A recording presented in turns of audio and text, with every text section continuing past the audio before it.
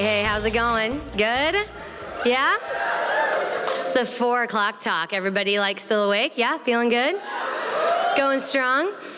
Okay, I am really excited. I just had this entire room full of men. So all the men out there, what's up? How's it going? The guys warmed it up for you in here. So, and then the ladies, you out there? Do I see you? Where are you? Oh my gosh, so fun. So I always love to start these talks out with, who the heck are you? And I had to apologize to the guys earlier because I said, battle of the sexes, and Steve and I are just super competitive, so I didn't want them to hate me for being a jerk, right? You going down, all the smack talk. So men, lots of love for you, okay? Ladies, we're still gonna win. Okay, good, awesome.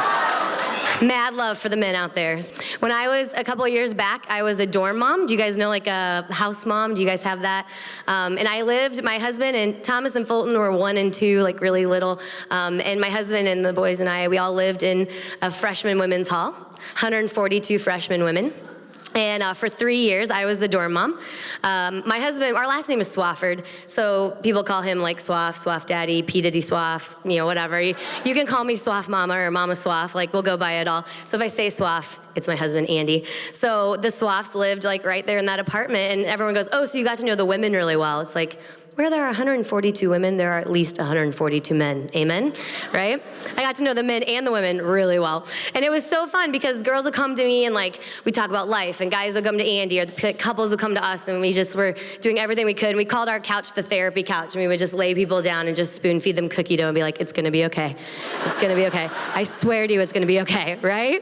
And so throughout the 3 years that I was in there, I got a front row seat to just what was going on. And the reason why I say I don't know how you do it is because my husband Andy and I, we got engaged, dated, engaged, married, all of it before Facebook, before Twitter, before texting, before all social media. It all came out right after we got married. And the reason why I don't know how you do it is because I was in the dorms, I was watching this all play out, and I was like, whoa, this will forever change dating. Amen? Has dating changed? Are your parents any help with advice for dating? It's little giggling, right? Sarah. Okay, parents are awesome. My rock star of a mom is here this weekend. Our parents are amazing, but going to them for dating advice, they just look at you I don't know. I talked to this dad. He had eight kids. The first 4 went through dating in high school and all that with the home phone that hung on the wall, Remember those? Way back when, home lines, right?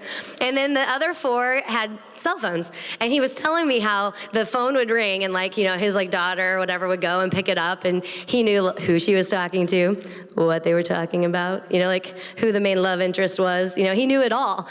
And then cell phones came, and he's the other 4, I didn't know who they were talking to. I didn't know who they were interested in. I didn't know who had just broken up with who. It was all a mystery to him, right? Social media, it's all changed. And the problem is dating is changing, 21st century dating, right? But we're all the same. We share humanity, yeah, praise God. But are men and women different? I'm sorry, are men and women just a little bit different? Yes. I really love it because I always say, women, do men care? This is so good. The men always answer yes, right? The women are hesitant. They're I always say, no, women, do men care? No. Men, are women kind of complicating or confusing, just a little frustrating sometimes? Oh, now you woke up, now you're here. It's so cute, because are women complicating? And all the guys are who is around to elbow me, right? And I always love it, because I was women, are men, do men care? And everyone's no, there are no good guys anywhere. I'm gonna die alone with 100 cats. Do I know you or do I know you, right? We miss each other sometimes, right? And the world's idea of perfect messes with you, and it messes with men and women differently. For the women, world's idea of perfect, you have to be a size -2, right? Long legs, big doe eyes, perfect wardrobe, hair, killer lips and hips, right? Ladies, we talked about that earlier. And, if you can't figure this out, there are at least 1,000 Pinterest videos to help you out. What would we do without it, right? I don't know what I would do without it. I couldn't cook, that's for sure. So you have to have the perfect group of friends in your profile picture and your cover picture and trophy boyfriend, and all the girls want to be you, all the guys want to be with you, and everyone knows it. World's idea of perfect, right, ladies? And for the men, I always get this image of like a rapper in a white tux with like a grill, gold grill, and like shades, and he's standing on a car, and there's like women crawling up his legs, and he's just like stacks of cash laying everywhere, and he's just like fist pumping like this. You know, it's like, it's Pitbull, right? It's Pitbull. Who doesn't want to be Pitbull? Thank you. This girl's like, I would rather not be Pitbull. That would be, take his money and run, right? Okay, so the guys have to be chiseled and charming, you know, like the perfect ideal boyfriend, you know, Channing Tatum, whatever, right? The ladies are like fill in the blank, right? Whatever guy. Guys have to be like in control, never fail at anything, successful at everything. Beautiful girl on her, you know, trophy girlfriend, beautiful girl. All the guys want to be you, all the girls want to be with you, and everyone knows it. It's the world's idea of perfect. Here's the problem. We sit there and we look at celebrities and we're like, Pitbull has $50 million and he can just buy he's good, right? He can just tan and go to the gym and do laundry all the time, right? Like he just has his life, good for him. And all the ladies, like we go through the magazine aisles and you're like, you know, the magazines, like the models' heads are 3 times the size of their bodies, and we're like, okay, Photoshop exists. Like, we don't have that luxury, good for them, right? But here's the problem. The world's idea of perfect, there's a buffer with every, you know, celebrities and stuff. But then you lay in bed at night at 11:30 and you scroll on your phone and you scroll and you scroll and you scroll, and it's not celebrities, it's your best friends. It's the people you see every day. And the thoughts that come over you are, I don't have that, I'm not with him, I'm not with her, I don't have that, that's not my reality. And the feelings of worthlessness, the insecurities, the feeling of alone, like, it's just right there. And it's at every age, you guys. It's not just you. It's not just high school. It's not just college. It's forever. Because the world likes to mess with you. Even the media likes to mess with you. Think about all great, like, girl media, you know, like all the love songs and the chick flicks. You know, it's like this 2-hour emotional roller coaster. Like, are they gonna get together? I don't know. Of course they are, but we're gonna watch for 4 hours, right? You know, and it's like so great. And the men have their, you know, all their outlets. Like something typically blows up every 6 or 7 minutes, and there's like partial nudity, if not a full-on sex scene. And all the girls are like, please get me out of here. And all the guys are like, this is great. It's like, yeah. You know, like they always say women are typically more turned on by what they hear, and men are more turned on by what they see. And one time I said this in a talk, and this guy stood up and was like, excuse me, ma'am, men are turned on by all their senses. And I'm like, oh, I stand corrected. Men are turned on by all their senses.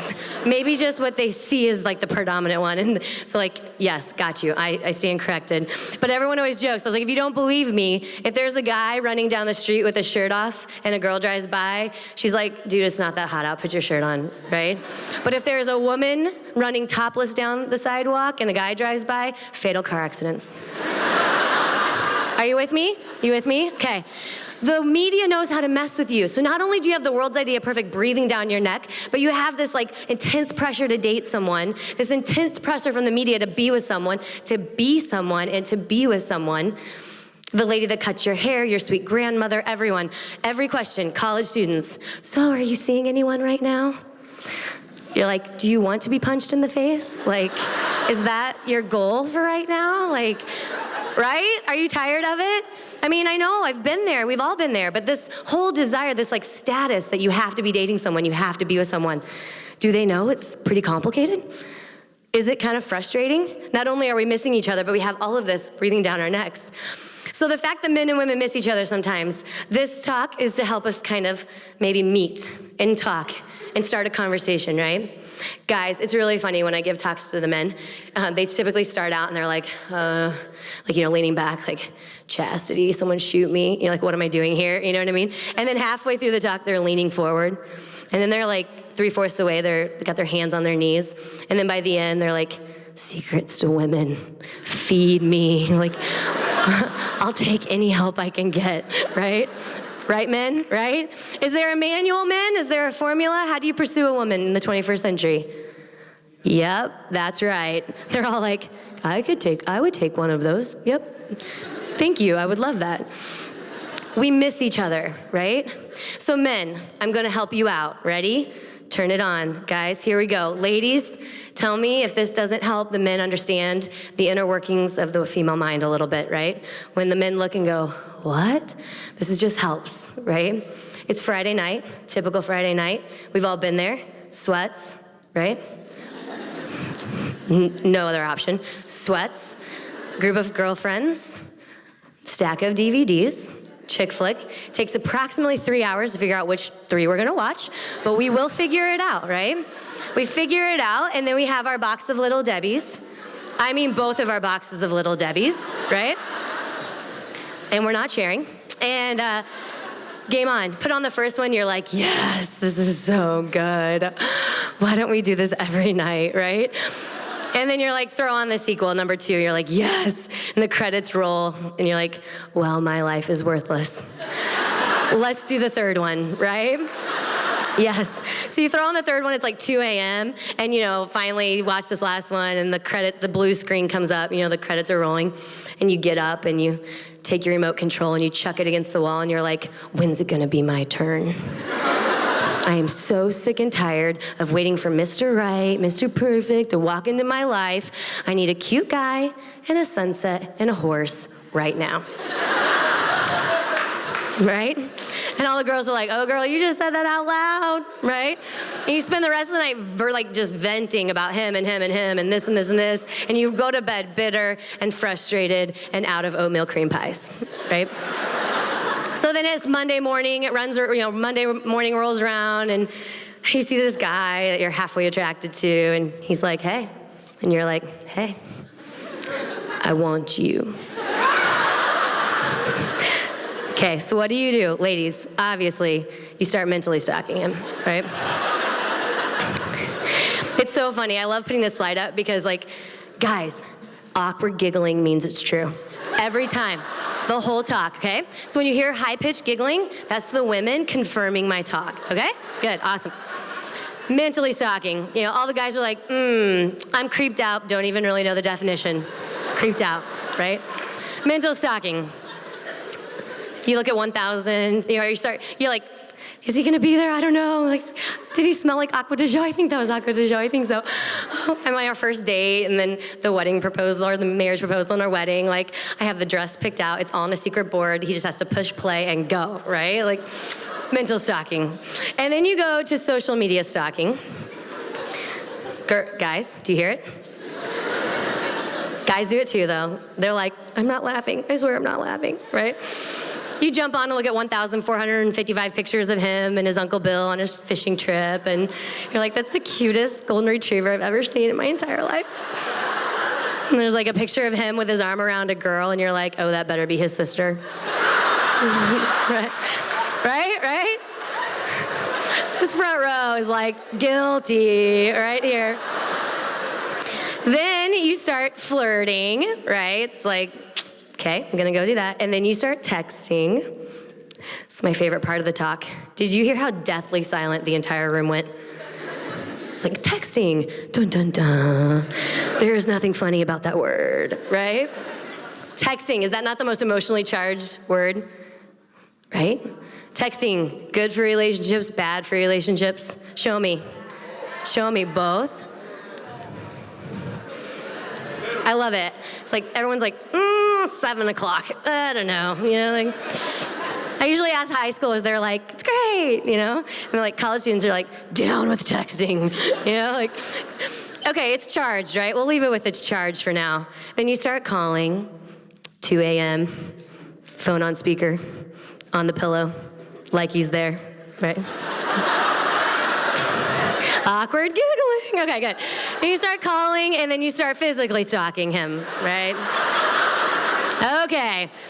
This is, my friends, this is what I call the emoticoaster. And the reason why I call it the emoticoaster is it's kind of like a roller coaster.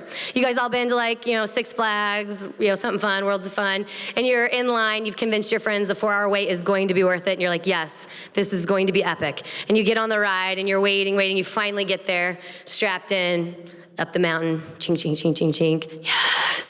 You get to the top and it throws you over and your stomach comes up and your head is going back and forth and you have whiplash and your tears streaming down your face. And if you're a female, you have a permanent hole in the back of your head from your earring that just dug into your skin, right? We all have that.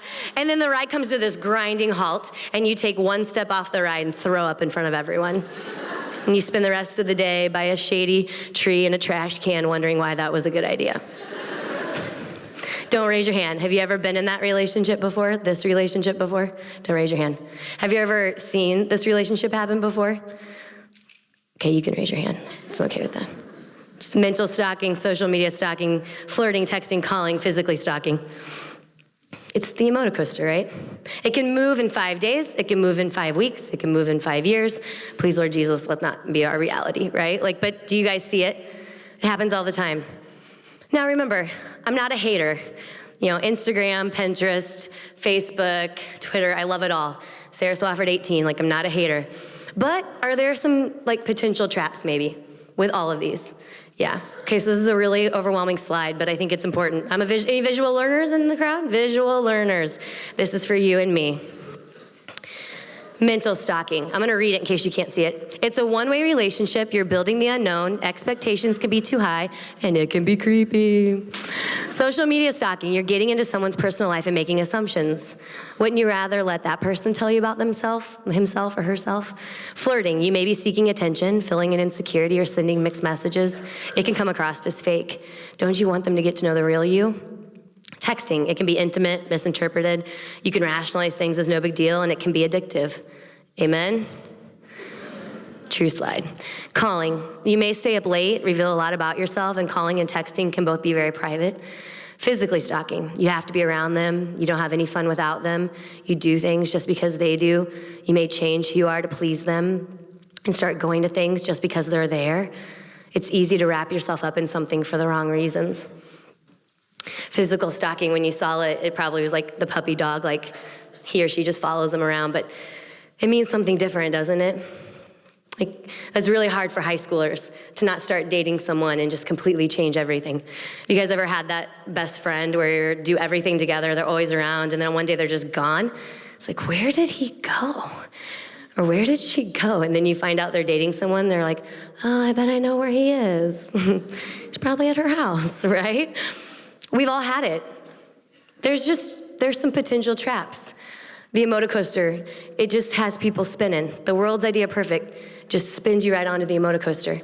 And the reason why it makes me nervous is because for years, I've just watched it all play out. And it always ends up with the cycle of use. You guys have probably heard it before, where men will use love to get sex, and women will use sex to get love. Men will emotionally use women in their need or desire for love or romance or feeling anything, feeling wanted, feeling desired to get what they want, which is sex. And women will use sex or their bodies, what they know they have, what they have to offer, what they know that men want. They will use that in order to get love or to feel wanted or to not feel alone or to feel anything, right? It's the cycle of use. And it just goes round and round. The problem is we never use the word use. It's just not a word in our vocabulary, right? Repeat after me, use. Use. I will not let you use me. And I will not use you. Do you feel the power in that word? Does this text ever go out? Hey, cute guy I kind of know. I just had this whole 6-hour chick flick movie marathon, and I was just wondering if you wanted to come over for a couple hours and cuddle. I just need to use you for a little while. Would that be okay? Does that text go out? Everyone's well, the text goes out, but is the word use in it? No, right? How about this one? Hey girl, I kind of know. I've just been looking at porn for a couple hours and your face came into my mind and I got on and looked at all your pictures on social media and I was wondering if I could just use you for 20 minutes later tonight. Would that be okay? Does that text go out? God forbid, worst pickup line ever, right? But does that text go out? Heck yes, it does. But is the word use in it? No. Close your eyes for a minute. Everybody close your eyes.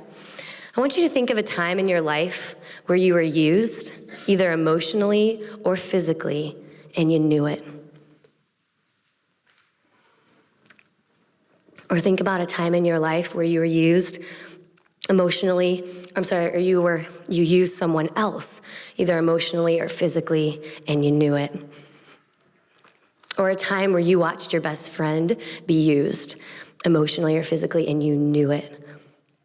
Or a time where you watched your best friend use someone else and you watched it and you couldn't do anything about it, but you knew it. Okay, I want you to open your eyes.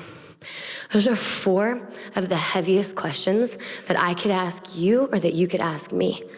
Because there is not a single person in this room that hasn't been affected by use, but there's not a single person in this room that wants to use others or wants to be used. No one. It's not how we're made. But the world's idea of perfect and the emoto coaster and the cycle of use just spin. And we have to call it out. Repeat after me, use. Use. I will not let you use me. And I will not use you. I told the men earlier, is there anything, ladies, anything more romantic than a man looking you in the eye and saying, I will not use you?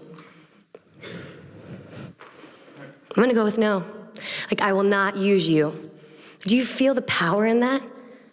How about the power in some guy or girl trying to make a play on you or, try to feed you lines or try to call you up and, just all of the games that are played? How about the power in, I'm sorry, I can't let you use me. I'm sorry, like you can't use me. Do you feel the power in that sentence? We have to call out the cycle of use, yeah? How are we gonna do it? I'm tired. For years, I swept up broken pieces of people. The cycle of use, you all know, you all feel it, you all know it. And I'm done. Yeah, you too, yeah? There has to be a better way, yeah? Y'all? All my Canadian friends, if you're here. It's the 80-20 problem and it's big 3. If you're single, and I've been there before, you have the 80-20 problem and it's big 3. You spend, I'm kind of joking, but you might fall on the 60% scale or the 90% scale, but you spend 80% of your time worrying, agonizing, planning, worrying some more about these 3 questions. Who am I going to date and eventually marry? What is he or she going to do for me? And how is he or she going to make me feel? And how good can I look doing it? Right or wrong? Right or wrong, right. Who am I going to date and eventually marry? What is he or she going to do? And how is he gonna make me feel or she gonna make me feel? And how good can I look doing it? Would you say that sometimes 80% of your mental energy, prayer, all of the above, goes into those 3 questions? Is it hard not to let it go to 80%? You're like, girl, I hover about 65. Like, I'm doing all right, right? I was there, you guys. I know how scary it is to not know your vocation, or to not know who you're gonna be with, or to not know if you should be this person, or what they're gonna do for you. I know, I remember. But here's the deal. I want you to look at that 80%, and I want you to wonder what to do with this other little 20%. See that little 20%? This is what I want you to do. I want you to flip it with these 3 questions. Who do I want to be? What am I living for? And who am I living for? Who do I want to be? What am I living for? And who am I living for? If you can answer those 3, if those 3 take up 80% of your time, I will let you mentally stalk your little heart out for that other 20%, right? Go, girl. Just jump on Instagram. Go, right? I'm kidding. Do you understand what I'm saying? We got to flip it around. I don't want you to spin your wheels, because the time that you have right now as a single person is a gift. And I know you want to kick me out of this room for saying that. I know. You're like, girl, this is not a gift. Grab a box of Oreos, I will tell you why, right? I know, but I want you to look at these 3 questions and give them a shot. And the reason why I want you to give them a shot is because I want you, ladies, this is your new motto, right? Strive to become the woman of your dreams, and you'll attract the man of your dreams. If I asked you, ladies in the room, who are you? What are you about? What do you live for? Who do you live for? What do you want to be? And the answer can't be what my boyfriend wants me to be. It's not accepted in my rules, right? Do you guys see it? When that guy comes along and everything, time, God, and chemistry, like fireworks, like when that guy comes along or when that girl comes along in your life, who are they going to be falling in love with? I want you to know who that person is. That's what singlehood is about, is figuring out who you are. Ladies, strive to be this woman, the woman of your dreams, and the man that God has prepared for you, if you're called to marriage, is gonna be so ridiculously attracted to her. Not to who you're not to who you used to be, but to you. And guys, what kind of man are you striving to be? All my girls that line up and say they're gonna die with 100 cats, right? Like, I need you to answer this question. I need you to ask this question because I need you to be ready. Because there isn't an altar switch. You know, the altar switch, everyone, I remember wanting there to be one. I'm sure you do too. You get in your beautiful white wedding gown and he's in his handsome tux, right, guys? And I mean, she picked it out, but he's in it, right? So, and they're standing before God and everyone they love and they say, I do, and then they go around the back of the altar and they flip the switch.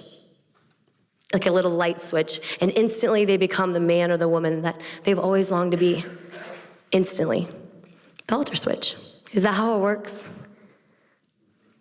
Does the baggage and the drama and all of the pain and all of the suffering and all the wounds, does it just like magically go away and you're instantly the man or the woman that you've always longed to be? It just doesn't work like that. Every decision you make today is taking you closer or farther away from the man or the woman that you want to be. Preparing for that altar starts today. What you do now matters. Don't let anyone tell you differently. I know it's college and you just want to live it up and make memories. And I know, I know what that's like to want to just like let go and just like whatever. But people are counting on you. You can't see, if you're called to marriage, you can't see your future spouse, but do they exist? Do your fun little kids, like, are they going to be there someday ready for you, needing the dad they've always, always wanted, the dad they've always needed, needing the mother they've always wanted? Like, they're counting on you. And like, that's you right now, preparing to be that. Don't waste time, amen? You've been running. I want you to glance to the side and see who's running with you. And that's who you're supposed to be with.